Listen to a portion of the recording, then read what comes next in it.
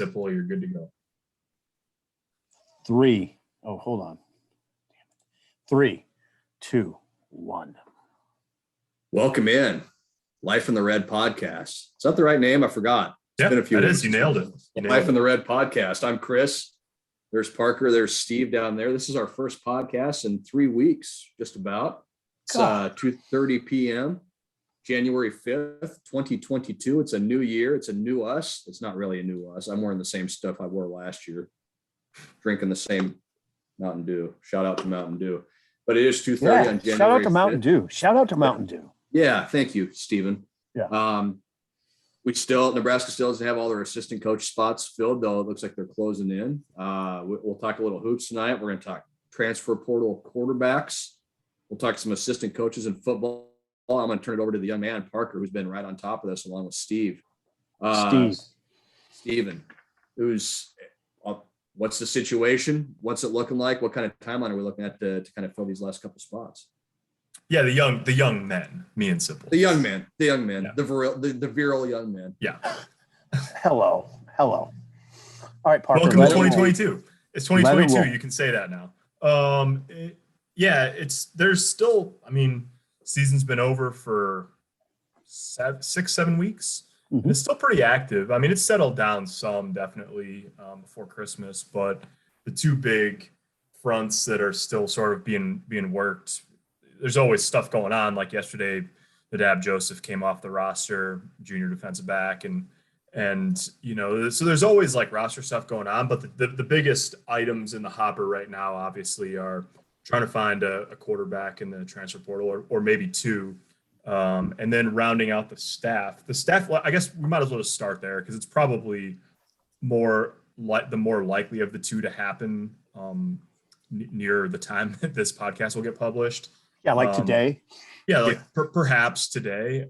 We have a pretty good idea of what's going on with essentially two out of 3 moves, and we know what the third will be. We just don't know who it is. So we're expecting that Mike Dawson will coach the defensive front in some capacity, D-line, maybe the outside linebackers as well, maybe some of the outside linebackers. That's obviously a position he's really familiar with. That was what he did in 2018. And then obviously he's been the outside linebackers coach the past 2 years. That would essentially, that helps make up for Tony Tuioti, who left for Oregon just before Christmas.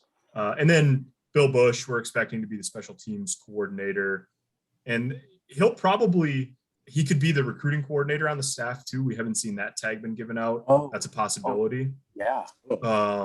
And then the other thing would be if, Eric Chenander, the defensive coordinator, has coached nickels. He coached the nickels last year, the JoJo Doman types. Bill Bush has coached both safeties and outside linebackers. That's sort of a hybrid of the two. He and Mike Dawson already worked sort of hand in hand over the past year.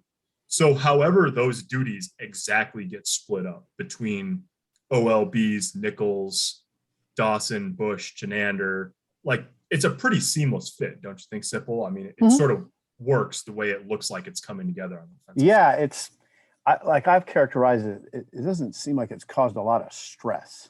Right. Like even Tuioti leaving, as I know you are very well, I know you thought Tuioti was a really good coach, as did I. But if they're going to lose somebody, it's probably that one is the easiest to absorb because of what you just laid out. Now, Bill Bush, the one thing I would say, I do think you said something sort of interesting. Bill Bush maybe is a special teams coordinator and a recruiting coordinator. If it was me as the head coach, if I was running that, I'd say no way. That's too much. The special teams is so much. You know how it goes. There's so many people involved.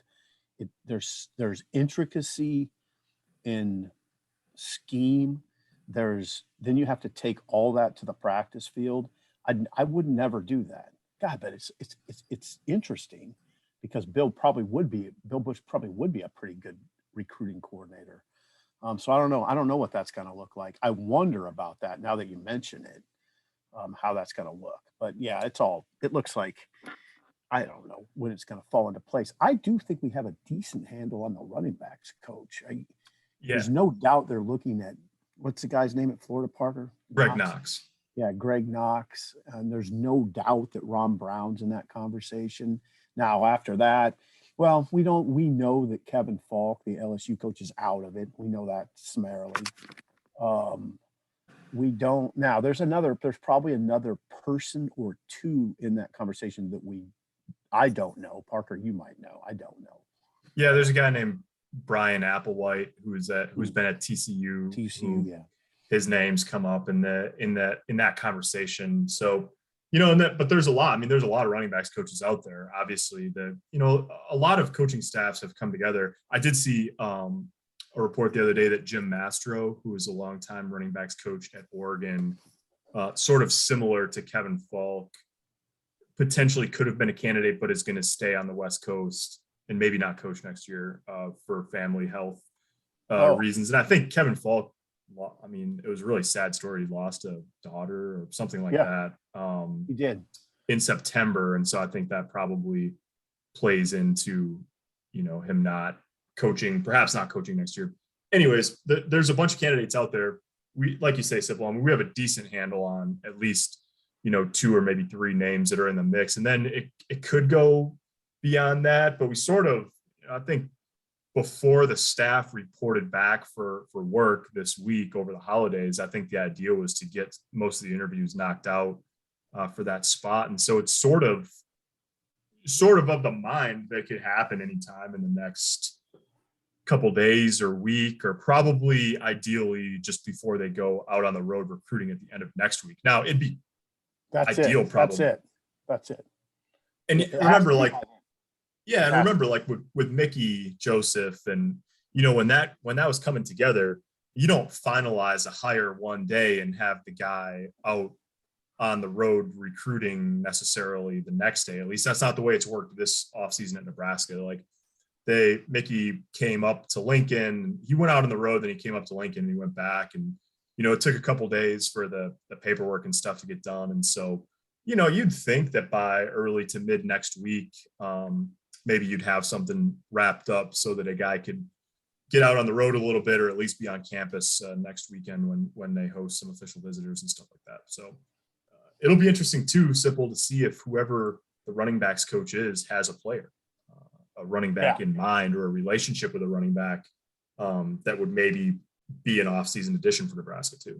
There's no doubt that if all things are equal and that coach, in this case, a running backs coach, has that player, that could tip the scale. There's no doubt about that. But especially if it's a good veteran proven running back, it's sort of like the quarterback conversation. There's no doubt that they want a good veteran running back. I mean, someone that you'd look at and say, yeah, maybe you could be the starter.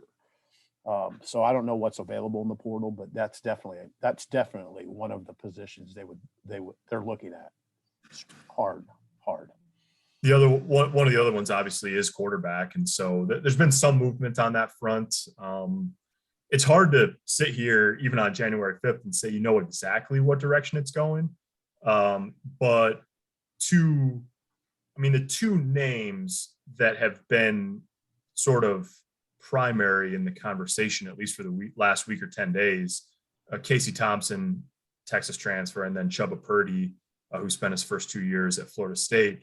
Purdy, we know, is visiting the weekend of January 14th, and obviously that's right before the spring semester at Nebraska starts. And he's a young guy. He's got 4 years of eligibility left. And I think, and simply correct me if I'm wrong, I think that Nebraska probably has an idea that Purdy's not a guy like, at this point, Purdy's probably not expecting to just waltz in somewhere and have a starting job locked up. I mean, you want a guy who feels like he can come in and win the job no matter who he is. You want a guy that's confident, but there's not many places where a kid that young could commit to at this point and be handed a job. So unless you wanted to drop down or whatever. So that Purdy seems to be the part of a 2 quarterback strategy here for Nebraska in terms of what they're looking at in the portal. Yeah. And then Casey. Yeah, go ahead. Because then Casey Thompson is a would be a fifth-year guy and has started a lot of games for Texas and all of that. And so whether it's him or somebody like him, we know Nebraska has talked to a ton of quarterbacks and a bunch of experienced ones.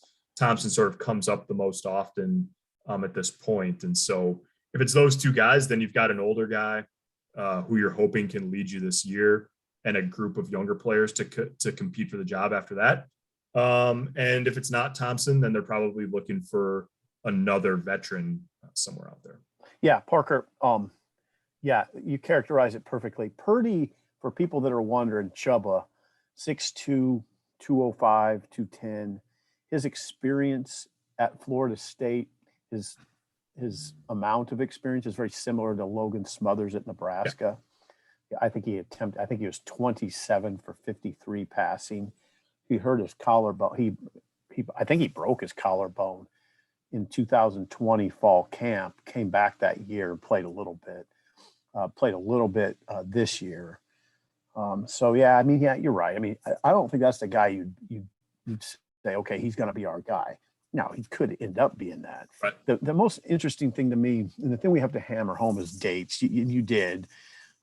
He's visiting January 14th. Classes begin January 18th. You would think they would want to have somebody in place, Purdy and somebody else at that point. Now, we have talked about this, Parker, and I mean, I'm a little, maybe it's just because my age, but I'm patient. If you have to wait till May and, if it's after spring ball, I don't think that's the end of the world. It's not ideal. I get it. It would be there would be some stress involved in that.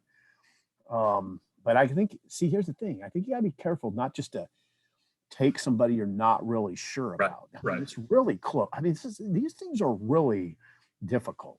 I mean, well, and there's a lot on the line too to get your. There's a lot.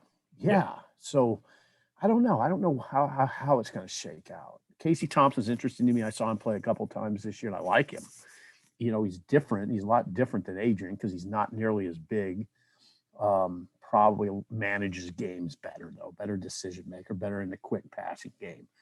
If they do that, which they should. So I don't know. We'll see what it looks like.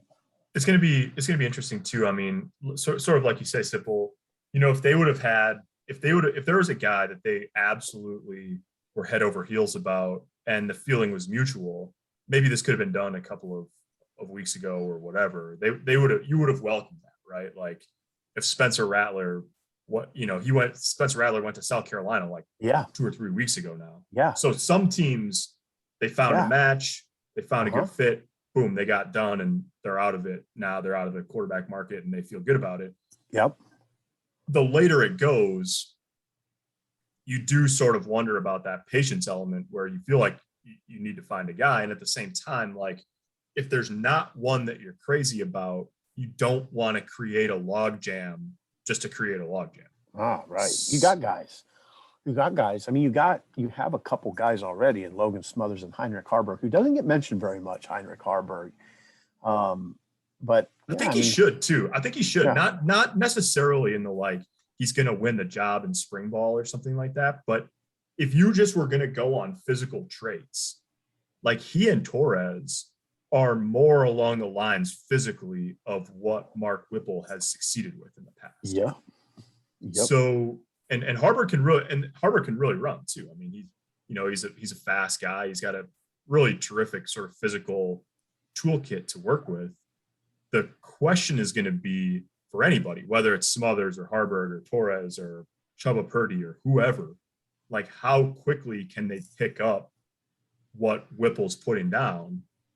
And that's where you would just think that a veteran would be able to help with that bell curve. And spring ball would really help in that. Oh, no doubt, Parker. I totally understand that. I mean, when I broached that idea maybe of waiting until May, I mean, now you're in a pretty stressful situation. Yeah. You're putting a quarterback in that. It would almost have to be a veteran quarterback, and he would have to come in May and really go to work. So that would not be ideal. Baz, what's in your toolkit? What are you thinking? I got all kinds of stuff in my toolkit. I wanted to ask, and you guys are talking about veteran quarterbacks. Where do you see Mikey Pauly maybe fit into this? He's the kid that's going to come up, play baseball. He's going to be on baseball scholarship. at Nebraska. He's also going to come up here in June and go through summer workouts with the football team. He's going to make a run at being a quarterback. He was offered scholarships at quarterback by Kansas State and Kansas. Kansas Player of the Year. He was the Kansas City Player of the Year. Won a state title. Like this kid's legit. Like he's a good player. He can move. He can run. He can throw it. He's maybe doesn't have like a Henrik Harburg arm or anything like that, but he's got a good enough arm. Do you see him kind of fitting into this way? Parker, go ahead. Parker, go yeah, ahead. I think he's kind of a wild card. It's hard to say like because I think you tend to sort of say like, yeah, we'll see, just because he's recruited primarily as a baseball player and he's also going to try football. We would probably be talking more about him if it was the other way around. But I think that's sort of a lesson. Like, don't discount him. If he gets to campus this summer and picks it up quick and has some talent, you never know if Mark Whipple likes the guy, he could be a factor in the room, and it's just like, it's sort of like Richard Torres getting in. Richard Torres will be here for spring ball, I think, but you don't ever, especially with a group where there's guys that have played more, even if they're inexperienced, like you sort of discount it by saying, oh yeah, maybe let's see. But yeah, I don't think it's out of the question. And if he cracks the depth chart in some way, whether he's third or second or whatever, like if they think of him like that, then you've got a pretty interesting scenario on your hands, both for the rest of that quarterback room and for Mikey Pauly and his future. But first thing first, he's going to get to campus this summer and work out with the football team and be part of camp probably. Okay, question. Is there any way he could practice in springs going forward? Would he be available in spring ball? That's the issue. You wouldn't think so if he's going to be primarily a baseball player. Now, the catch with this is if he does well and he plays football for Nebraska, he goes on scholarship with the football team and loses his scholarship with the baseball team. So that's something that'll probably factor into this too as well. And obviously a football scholarship is going to be worth a lot more than a baseball scholarship when you're just talking pure financial side of things. So yeah, they recruited this kid, the baseball team did, because he's really good. Like as good as a football player as he is, he's a better baseball player. He's a big dude, right? Big dude? Big dude, yeah, 6'2", plays catcher on his baseball team, but could also be a corner infielder, first baseman, third base, could even potentially play a corner outfield spot. Like they could put him a lot of different places. Swings a good bat, obviously has a really, really good arm, so he could stay behind the plate. So there's a lot of different spots they could put him. But that's the kind of guy that the baseball team recruits, thinking he's going to come in and compete right away. Okay. So that makes you think that he's probably not going to be available for spring ball. Okay. Well, here's the issue with that. And we've seen this before. It's fascinating. You guys, I don't know. Parker definitely wasn't here because it was Ted Gilmore was the receivers coach. There was a very uncomfortable moment in spring ball when Ted Gilmore was here during the Callahan era, I think. And they had a kid that was playing, a receiver that was playing baseball. I think his name was Kyrie Cooper. Does that sound? Kyrie Cooper, yep. Yeah. And, he was a receiver and it was spring ball. And the question was, how does Kyrie Cooper fit into the plans? And Ted Gilmore said, well, he's not here. Okay. He's not here. So he doesn't fit into the plan. And it was very, Gilmore was sending a message. He didn't like it. He didn't like that the kid was playing baseball. We were asking him about football. So those are tricky situations. And how do you do it as a quarterback? Right. That's the other part. Yeah. I think it has worked in other places, but normally it's with a guy whose talent is just so undeniable that it doesn't, like Jameis Winston did it for us. Yeah, Jameis. And Kyler Murray did it. Yeah. Kyler Murray, I think, did it at A&M.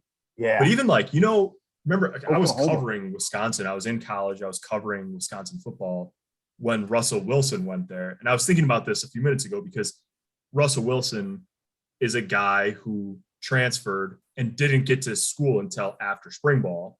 Now, mid-year enrollees, this was 11 years ago, mid-year enrollees or 12 years ago, were not quite as prevalent as they are now, but he got there in the summer. But part of the reason he left NC State was because the football staff there didn't like that he was playing baseball. And they benched him for Mike Glennon because he was playing baseball in the spring and not giving as much attention to football as that staff wanted him to. And he said, okay, I'll leave. Yeah. So even he, that's Russell Wilson. And he had that issue when he was in college. So it's certainly not easy. It's far more the exception than the rule. Think that you're going to play two sports, especially in play quarterback. Oh, think about it. I mean, it always sounds good when you're talking about it.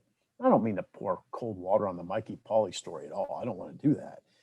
But it's when you look at it pragmatically, it's really difficult. It's really fun to talk about right now in January before he ever gets to campus.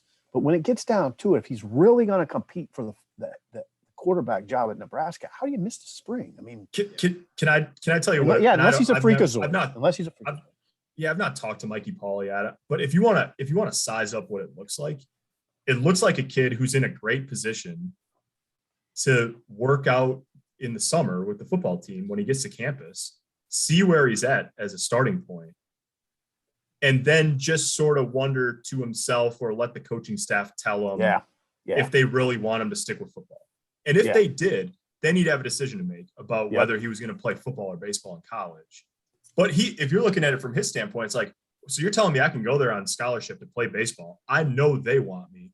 And before I ever hit the baseball field with those guys, I could also try football, get evaluated by the staff about what they think my future might or might not be, and then make a decision about what sport I'm going to play. Yeah, interesting. I think you nailed it, Parker. I think that's it right there. And he's going to play baseball for his high school team this spring. He wants to do that. Yep. And not that he would have to. He's obviously already committed, but he's clearly a kid that really enjoys playing baseball. But yeah, he's kind of a kid. He kind of holds the cards in a matter of speaking. Now, Nebraska's football's not going to hold a spot back for him or anything like that. But you're right. He's in a good spot. If football doesn't work out, I got my scholarship waiting for me over at Haymarket. If turns out I come in and I pick up this offense, whoa, I got a full ride to play football all of a sudden. Mm-hmm. So yeah, it's really kind of a no-lose situation for Mikey Pauly. Right now. There you go. I did not expect this to turn into the Mikey Pauly podcast, but we went deep on Mikey Pauly. Yeah, it's those things are fascinating. Okay, now so dates. Parker, are they starting spring ball February 28th? Is that February 28th? Yep. And the winter conditioning program starts Monday. Yeah. Okay. So Monday, January 10th, winter conditioning. Start of spring ball February 28th. Spring game April 9th. Yep. That's what's on young Parker's mind. Baz, you were at PBA last night. Late. Big Ten basketball after dark last night.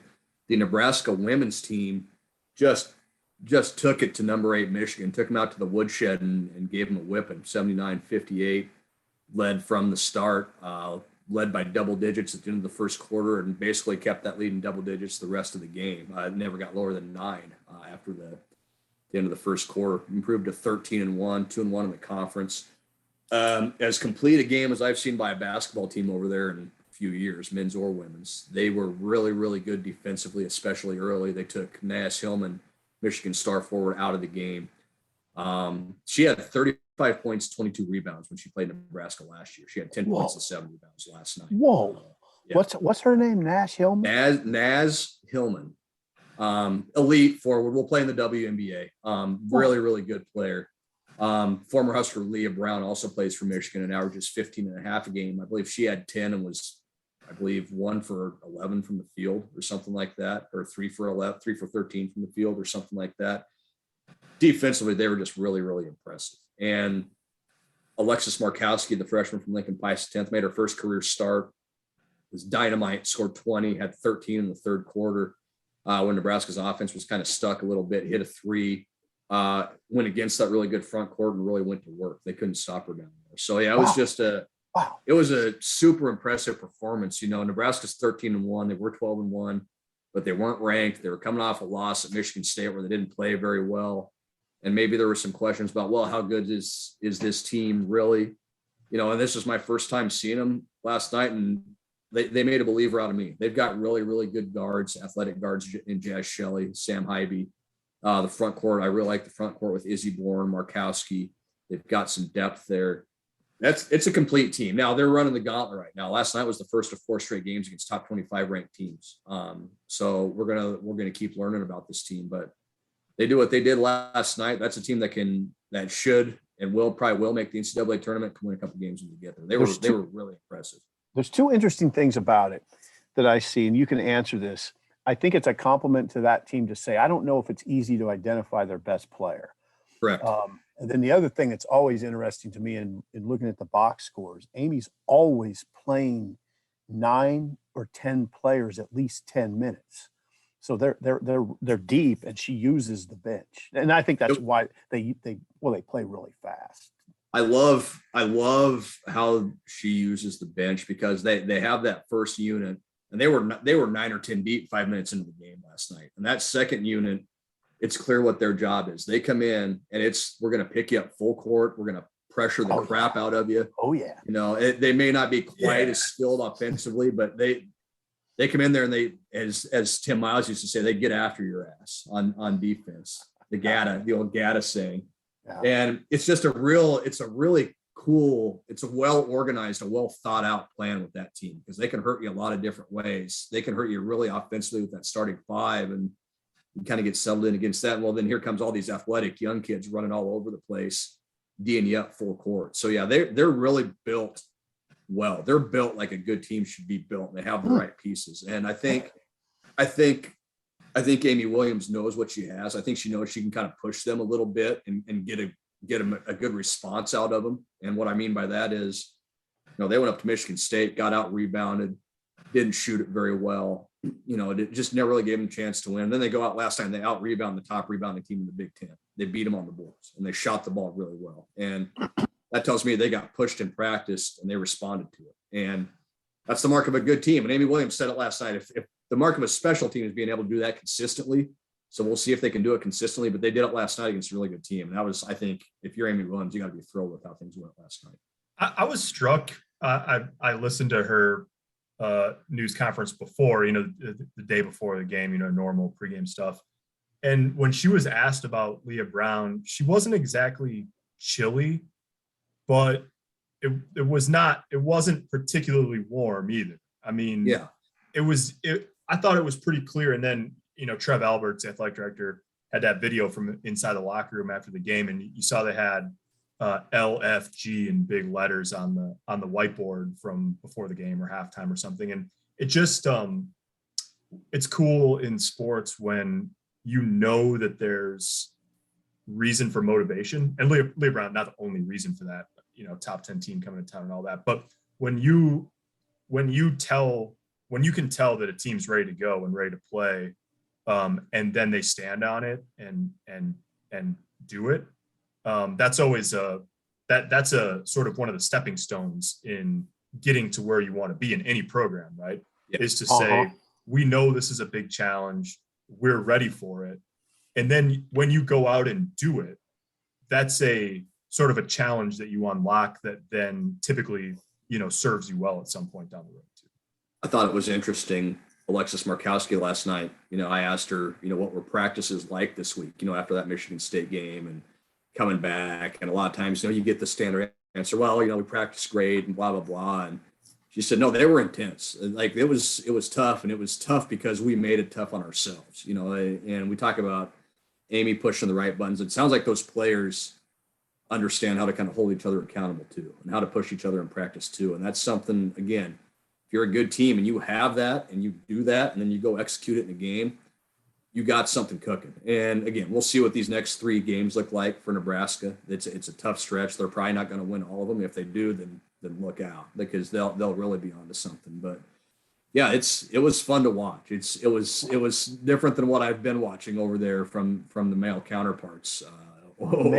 Counterparts.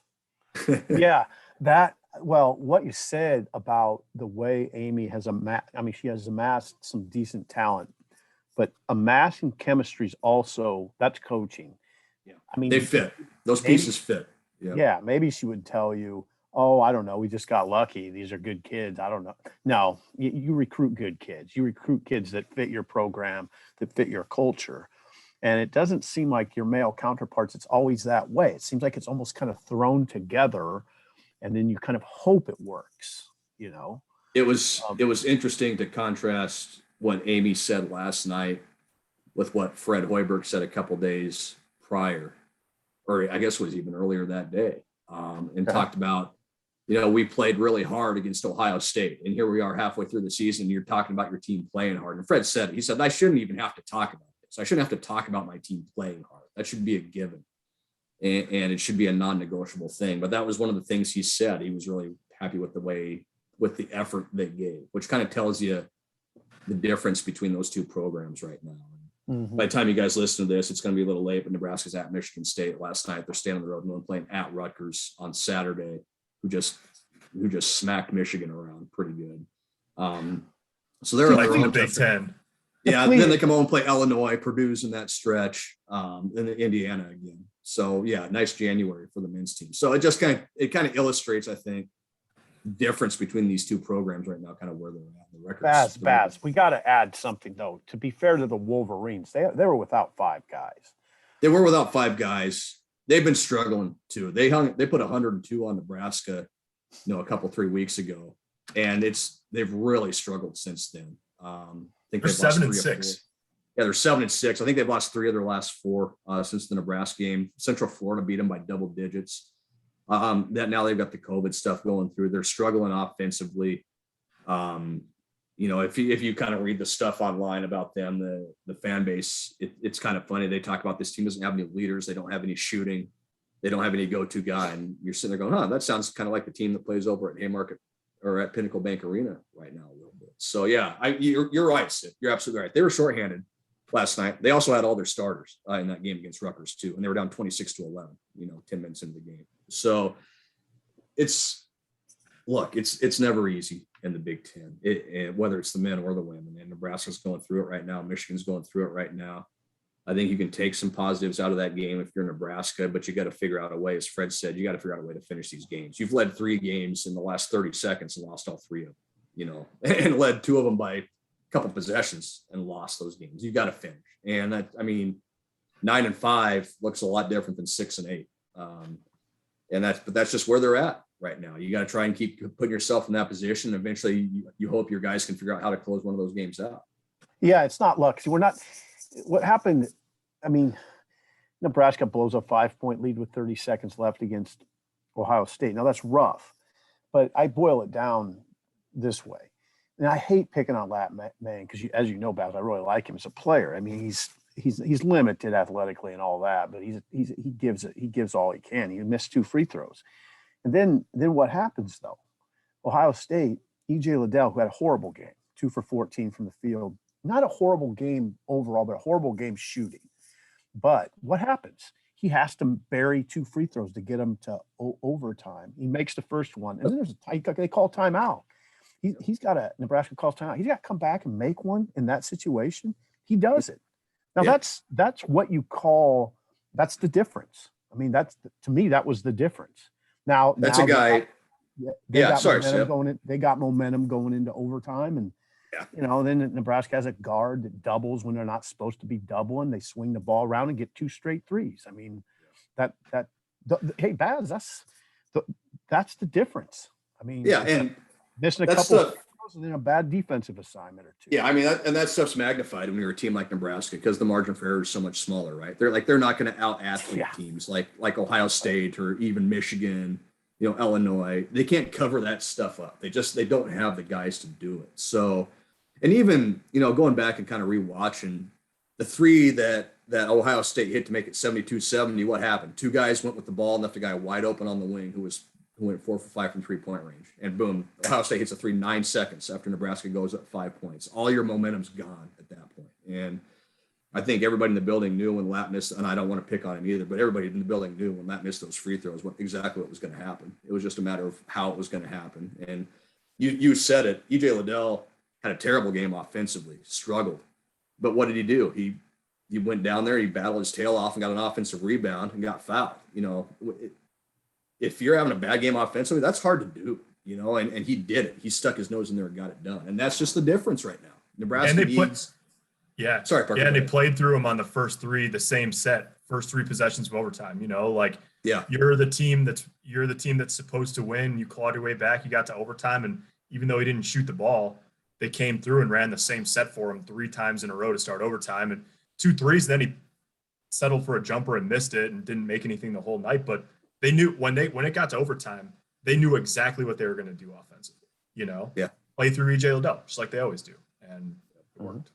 Mhm. Yeah. And Nebraska had a guy that doubled him when he wasn't supposed to, and that left the 3 balls. So 2 straight three-pointers to start it. And you have a kid for Ohio State, Malachi Branham, who scores 35 points. The season high was 11. And you go back and watch some of those possessions in the first half, and there was one where he dribbled it up, just did a little dribble handoff with Liddell, kind of drifted toward the middle of the court, and the guy defending Branham just kind of drifted down underneath the screen and just kind of stood there, and 2 Nebraska guys got picked, and Branham standing there all alone, straight on, looking at the basket, and buries a 3-point. Like, it's just stuff like that.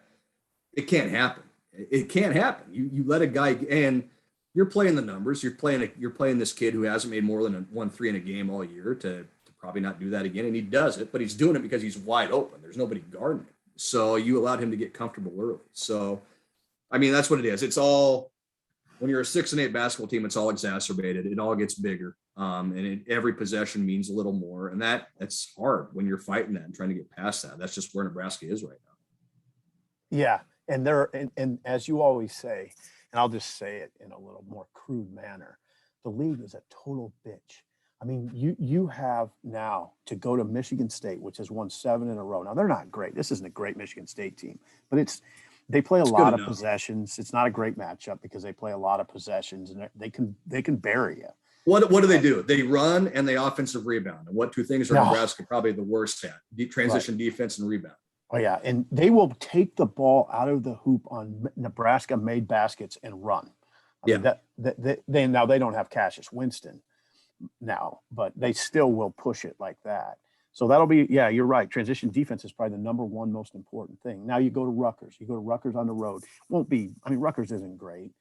And then what? Pretty good at home. Yeah. Yeah, pretty good home. And then what? You're coming home to play Illinois. Come home, you play Illinois, Kofi Coburn in Illinois after Rutgers. Then you go at Purdue 3 days later. Purdue might be the best team in the country. They got they got a 7-footer in Travion Williams. And, oh, by the way, Jaden Ivey, who's probably going to be a lottery pick. Now, here's what's scary. If you don't get one of these, like Rutgers or Illinois at home, there's a danger of heading into that 0-8, 0-9, 0-10 region. And then what? Then what happens, So you got to get one of these. That's what makes Ohio State sting, because that one you had. And if you get that one, it looks I think it changes the outlook. And it doesn't get any easier. You play Purdue, then you come home and play Indiana. Indiana put you in a vice grip, a month ago. Then you're at Ohio State again. You're at Ohio State now, who's going to be fully healthy and fully recovered from their COVID pause, you would think. Let's not forget that. Ohio State was coming off a 3-week COVID pause the other night, and Nebraska couldn't put them away.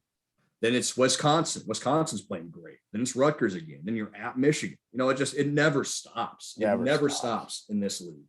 So, they needed that one the other night bad. We'll see what they can kind of muster up tonight. Is it one note on just on how good the Big Ten is? Iowa and Wisconsin play tomorrow, and the nation's 2 leading scorers are going against each other. Yeah. Is that right?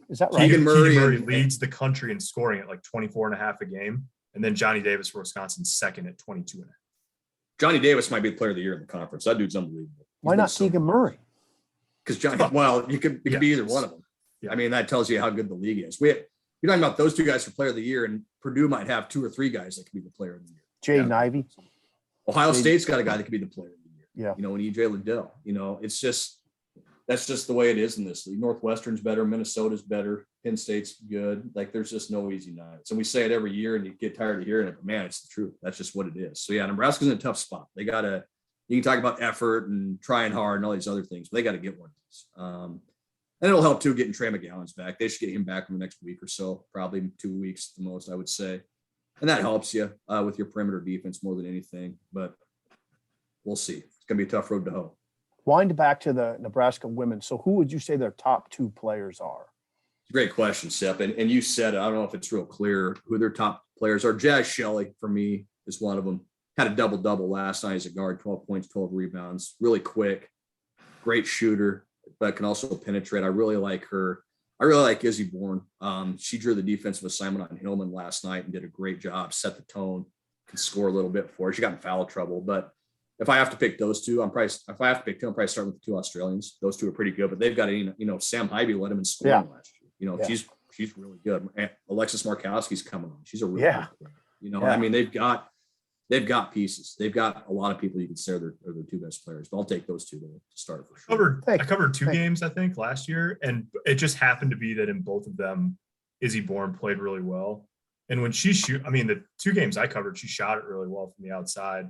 And when she's doing that, I mean, she's a tough cover. But she can do it a little bit of everything. So yeah, I love their attitude. I love talking to the players last night because they came in and said it. Like they came in and said we weren't going to lose this game. Like they had that kind of grit, and you hear the word grit, it's kind of a cliche. They have it. Like they've got the right mentality. They're not afraid to fight. They're not afraid to stick their nose in there. And you got to have that, that you can't have a coach telling you to do that. And their best players have that mentality, and that makes you a really good team. So this was. Yeah, that I know what you mean by grit. You hear it, it's a cliche. I don't mind that sports cliche. And the reason I don't mind it, especially because of what we've established about the Big Ten, you better have it. I mean, if you don't have it, then I don't know. I don't know what to say about you. I mean, you're not going to be that great. It reminds me of, and I forget which coach said it. I think it was Tim Miles last year. This is second to last year at Nebraska. One of the coaches came in and after the game, I think it was Mark Turgeon actually came in and said it. And he almost had this tinge of he almost felt bad for Nebraska because he said, if you have weaknesses, the Big Ten will exploit them and they will beat you to death with them. It's essentially what he said. I'm paraphrasing, but it's true. It's true. And credit the Nebraska women. They got exposed the other night and they fixed their holes. Now you got to see if the Nebraska men's team can kind of do something similar going forward. Okay. Wow. All right, guys. Wow. That was good talk. Wow. Yeah. Wow. Well, I think 3 weeks off probably got us below our legs back. Yeah, I think so. A real quick note. Yeah, you want to just throw in one. Let me just throw in one sort of new recruiting update just to close things out. Nebraska just offered a running back named Jay Allen, who's a 2022 kid, didn't sign in December, who was verbally committed to TCU. Maybe draw an eyeballs emoji. Oh, what's that guy's name? Brian Applewhite? Brian Applewhite was a running backs coach at TCU. And obviously, they've gone coaching change, just like a lot of schools have, with Gary Patterson being fired in the last few weeks of the season. So something to keep an eye on there. I wonder how they came to like a running back committed to TCU at this late stage. Very, very interesting. We'll have to see how that plays out. All right, guys.